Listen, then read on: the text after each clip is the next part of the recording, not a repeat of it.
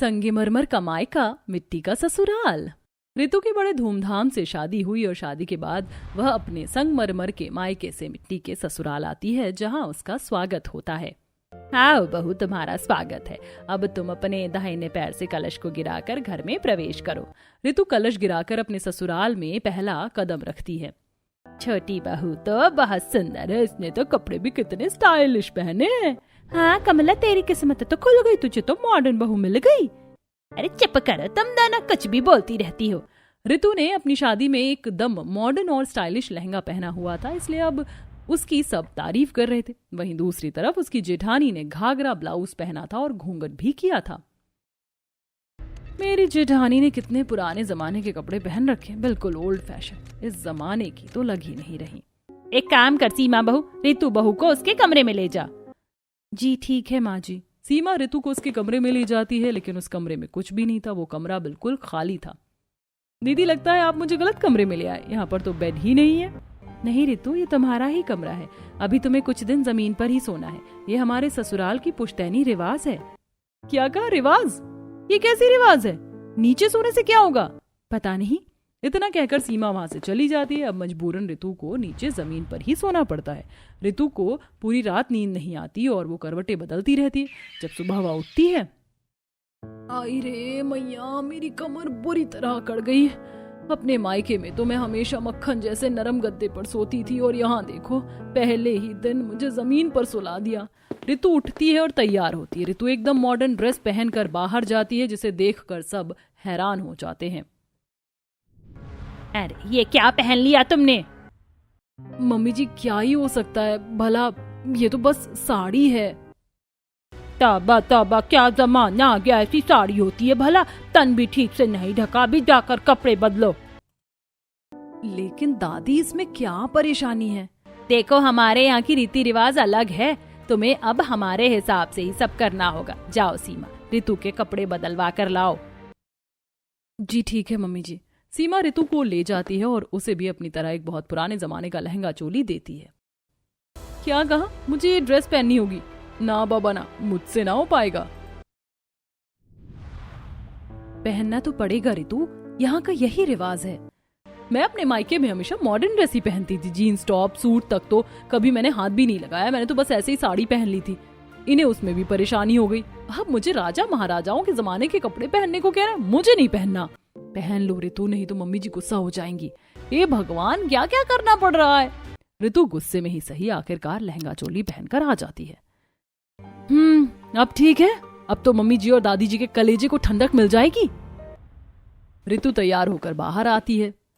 हाँ, अब लग रही है हमारे खानदान की बहू, लेकिन इसके साथ घूंघट भी रखना है। ऋतु घूंघट कर लेती है।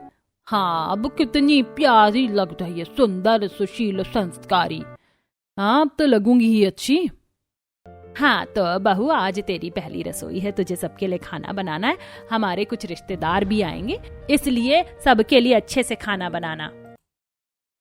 ठीक है मम्मी जी, चलिए दीदी चलते हैं। बेटा, तुम्हें रसोई में जाना होगा, लेकिन अकेले। लेकिन क्यों? बेटा, हमारे घर की रस्म है, ये टूटनी नहीं चाहिए। हाँ, वरना अपशगुन हो जाएगा। ये बात सुनकर तो ऋतु का सिर चकरा जाता है। वो रसोई में जाती है। हे भगवान, मैं इतने सारे लोगों का खाना अकेले कैसे बनाऊंगी? एक तो इतनी गर्मी में मुझे इतनी भारी ड्रेस पहना दी। अब मैं खुद को और इस ड्रेस को संभालूं या सबके लिए खाना बनाऊं? ओहो, कितनी मुसीबत है। ऋतु रसोई में बड़ी परेशान हो रही थी, लेकिन जैसे तैसे वह खाना बनाने की तैयारी शुरू करती है। वो सब तो ठीक है, लेकिन मुझे तो मसाले ही नहीं मिल रहे। अब मैं क्या करूं? देखती हूँ, छुपकर दीदी से पूछ कर आ जाती हूँ। ऋतु सबकी नजरों से बचते बचाते हुए सीमा के पास जाती है। दीदी, मुझे तो कुछ समझ ही नहीं आ रहा कि सब कैसे करना है। आप मुझे बता दो, सारा सामान कहाँ रखा है। अच्छा ठीक है, तुम चलो, मैं तुम्हें सब बताती हूँ कैसे करना है। दोनों सबसे छुप कर रसोई में जाती हैं। लो, ये सारे मसाले हैं। लेकिन दीदी, इनमें से तो कुछ भी कुटा हुआ नहीं है। हाँ, हमें सब खुद ही कूटना होगा। क्या कहा? अच्छा ठीक है, कोई बात नहीं, आप मुझे मिक्सी दे दीजिए। माफ करना ऋतु, लेकिन यहाँ कोई मिक्सी नहीं है। तुम्हें सब मसाले खुद अपने हाथों से कूटने होंगे। शाबाश दीदी, कितना अच्छा है। यहाँ तो मुझे एक के बाद एक सरप्राइज ही मिलता जा रहा है। इतने सरप्राइज तो मुझे पूरी जिंदगी में नहीं मिले होंगे। क्या कर सकते हैं, हमें पुश्तैनी ससुराल जो मिला है। पुश्तैनी ससुराल नहीं, आदमखोर के जमाने का ससुराल मिला है हमें। तुम भी ना अब से पहले परेशान हो गई, अभी तो बहुत कुछ बाकी है। पता नहीं क्या क्या बाकी है दीदी, कोई बात नहीं, सबसे पहले मैं मसाले कूट लेती हूँ। सीमा रितु को सिलबट्टा देती है और रितु बड़ी मुश्किल से उस पर मसाले कूटती है। ओहो, मैंने अपने घर में कभी सिलबट्टे की शक्ल नहीं देखी, सब काम मिक्सी में कर लेती थी, और यहाँ देखो क्या क्या करना पड़ रहा है। हाँ, मैं तुम्हारी मदद करवाती हूँ। लेकिन हमारी सासू माँ और दादी सास ने तो मना किया है मेरी मदद करने के लिए। उन्होंने कहा जो करना है मुझे अकेले ही करना होगा, वरना अपशगुन हो जाएगा। कोई बात नहीं, मैं इन सब चीजों को नहीं मानती, सब बनी बनाई बातें हैं। इससे पहले कोई आए हम जल्दी से खाना तैयार कर देते हैं। रितु और सीमा दोनों मिलकर खाना बना लेती हैं। पूरे खानदान को खाना परोसा जाता है। दीदी थैंक यू सो मच, आपने मेरी इतनी मदद की, वरना इतने बड़े खानदान का खाना मैं कभी अकेले नहीं बना पाती। कोई बात नहीं रितु, मैं समझ सकती हूँ कितनी परेशानी होती है। सबके खाना खाने के बाद जब रितु बर्तन धोने के लिए जाती है, बर्तन धोने का साबुन कहाँ है मम्मी जी? यहाँ पर बर्तन धोने का कोई साबुन नहीं होता। तो बर्तन कैसे धोते हैं? भाभी आपको राख लानी होगी और उससे बर्तन धोने होंगे। क्या कहा, राख से? हाँ राख से, यहाँ बर्तन राख से ही धोने हैं। रितु जाती है और राख लाती है, फिर उससे बर्तन धोना शुरू करती है। सच में जो सदियों पहले होना बंद हो चुका है वो सब कहीं और नहीं, मेरे ससुराल में ही होता है। एक तो राख से बर्तन धोना, ऊपर से बस मिट्टी के बर्तन इस्तेमाल करना। सच में मिट्टी का ससुराल है मेरा। घर का सारा काम खत्म करने के बाद रात को रितु ने खाना बना दिया था। तब मुझे तो बहुत भूख लग रही है, क्या मैं कुछ खा लूं? कुछ फल ही खा लेती हूँ। रितु खाने ही वाली थी कि तभी वहाँ उसकी सास और ननद आ जाती हैं। अरे तुम ये क्या अपशगुन करने वाली थी? क्या हुआ मम्मी जी, आपने तो मुझे डरा ही दिया था। क्या हुआ? क्या भाभी, आप अभी कैसे कुछ खा सकती हैं? क्यों, क्या हुआ? अभी कुछ क्यों नहीं खाना? क्योंकि अभी तक भैया भी घर वापस नहीं आए और उनके खाना खाने से पहले आप कैसे खाना खा सकती हैं?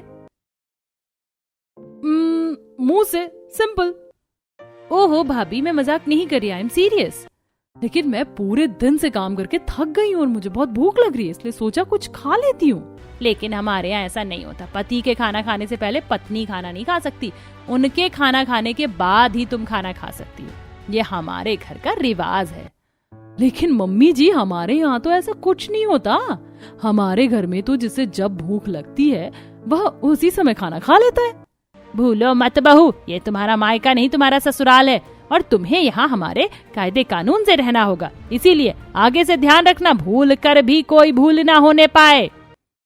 हाँ भाभी, अब आप इस घर की बहू हो, इसलिए जरा इन सब बातों का ध्यान रखा करो, बार बार हमें आपको टोकना ना पड़े। अच्छा ठीक है। इतना कहकर कमला और रिया वहां से चले जाते हैं। हो, मैं तो अब पहले से भी बहुत परेशान हो गई हूँ। पता नहीं और कितने कायदे कानून है यहाँ के जो आगे पता चलेंगे। मुझे तो बहुत तेज की भूख लग रही है, कुछ खा भी नहीं सकती अभी। रितु अपने ससुराल के रस्मों रिवाजों से बहुत परेशान होने लगी थी, लेकिन फिर भी उसे सब मानना पड़ता था। फिर अगले दिन सुबह, चलो जल्दी जल्दी शुरू हो जाओ, आज तुम दोनों का पूरा घर लीपना है। क्या कहा, पूरा घर? हाँ, मिट्टी का घर है तो लिपाई तो करनी ही होगी। मिट्टी और गोबर से अच्छे से घर को तैयार कर दो। क्या कहा, गोबर?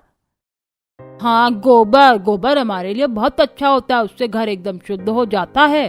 हाँ, इसीलिए अब बिना कुछ देरी किए अपना काम शुरू कर दो। अब रितु और सीमा मिट्टी और गोबर से घर की लिपाई करना शुरू कर देते हैं। इन सब से रितु को बहुत परेशानी हो रही थी।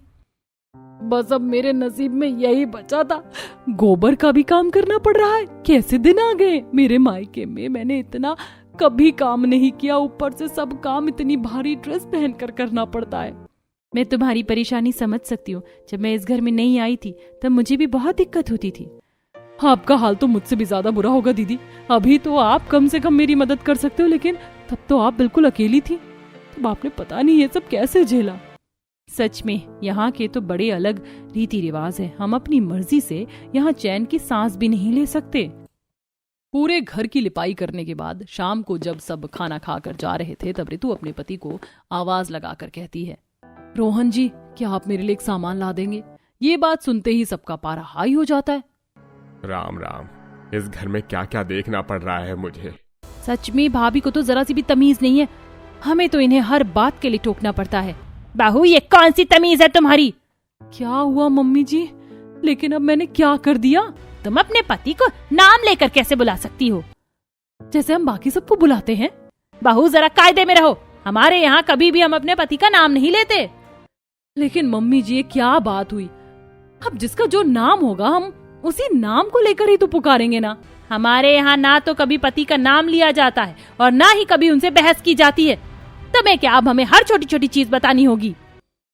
लेकिन मम्मी जी, आजकल का मॉडर्न जमाना है, सब तो नॉर्मल बातें, ऐसा तो पहले होता था। मैं नहीं जानती कि आजकल क्या होता है और क्या नहीं, लेकिन ये हमारे घर के रीति रिवाज है, कभी इनका उल्लंघन नहीं होना चाहिए। इतना कहकर सभी गुस्से में वहां से चले जाते हैं। तब ऋतु अपने कमरे में परेशान बैठी थी और मैं ऐसे कैसे मिट्टी के ससुराल में फंस गई हूँ। सच में बड़ी मुसीबत है। मुझे अपने संगमरमर के मायके की याद आ रही है।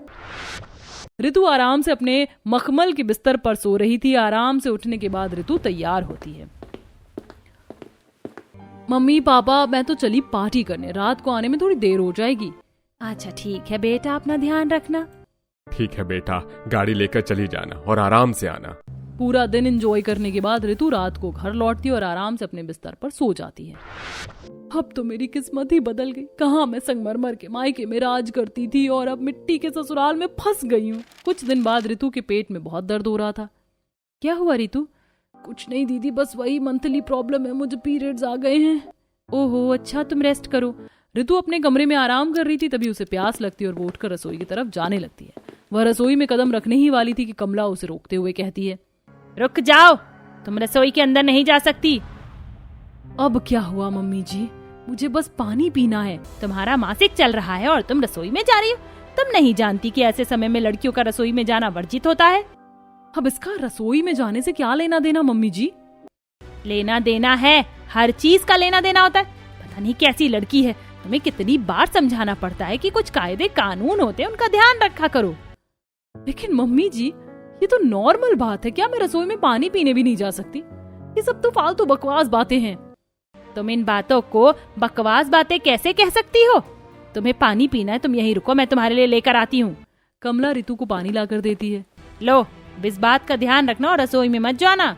इतना कहकर कमला वहां से चली जाती है। अजीब बात है, इनके तो हर छोटी छोटी बात में कोई ना कोई कायदा कानून निकल ही जाता है। मेरे मायके में सब कितना अच्छा था, एक भी रूल नहीं था, अपनी मर्जी से चाहे कुछ भी क्यों ना करो। मेरा संगमरमर का मायका मुझे बहुत याद आ रहा है। इस तरह दिन गुजर रहे थे। एक दिन गली में जब सब्जी वाला आता है, माँ जी बाहर गली में सब्जी वाला है, मैं सब्जी ले लेती हूँ, सब्जी खत्म हो गई है। रिया जाने ही वाली थी कि तभी उसकी दादी सास कहती है, नहीं रुक जाओ। क्यों? हमारे घर की बहुएं घर के बाहर कदम नहीं रखती हैं। जो भी सामान लाना है घर के मर्द अपने आप ले आएंगे, तुम अंदर आओ। शांति की बात सुनकर ऋतु को गुस्सा आता है, लेकिन वो कुछ नहीं कहती। वो जानती थी कि इनसे कोई भी बात कहने का कोई फायदा नहीं। कि एक दिन, क्या कहा दीदी? आप सच में प्रेग्नेंट हैं? हाँ, ये तो बहुत ही खुशी की बात है। हाँ, लेकिन तुम्हें अब ज्यादा ध्यान रखना होगा। जैसा मैं कहूंगी तुम्हें बिल्कुल वैसा ही करना है। हाँ, अब माँ जी जैसा कहेंगी तुम्हें बिल्कुल वैसा ही करना होगा। ऐसा करने से बच्चा बिल्कुल स्वस्थ पैदा होगा। हाँ, आज से तुम जमीन पर सोओगी और तुम्हें पंखा कूलर किसी भी चीज की हवा नहीं लेनी। सब बनावटी हवा है, इनसे बच्चे पर बुरा असर पड़ता है। तुम्हें बस प्राकृतिक हवा में ही रहना है। क्या आप कैसी बातें कर रही हैं? ऐसे तो दीदी को बहुत परेशानी होगी। प्रेगनेंसी में तो हमें ज्यादा ध्यान रखना चाहिए। चुप करो बहू, अभी तुम्हें कुछ नहीं पता। तुमसे ज्यादा हमें पता है। हमने इतने बच्चे पैदा किए हैं और पाले हैं, इसलिए बेहतर होगा कि तुम हमारी बात मानो। शांति ऋतु को फटकार देती है और अब वह सीमा के ऊपर अत्याचार करने लगी। शांति और कमला दोनों मिलकर सीमा से रस्मों के नाम पर अजीब अजीब चीज करवाते थे। तुम्हें सारे काम नीचे बैठकर ही करने होंगे और घर का सारा काम करने के बाद तुम्हें कम से कम 2 घंटे चलना है। इससे बच्चा बिल्कुल स्वस्थ होगा। क्या कहा? इतनी गर्मी में 2 घंटे? हाँ, तभी तो माँ मजबूत बनेगी और बच्चा भी मजबूत होगा। अगले कई दिनों तक कमला और शांति सीमा से ऐसे ही काम करवा रहे थे और गर्मी में बहुत से चक्कर लगाने को कहते, जिसकी वजह से सीमा की हालत बहुत खराब हो रही थी।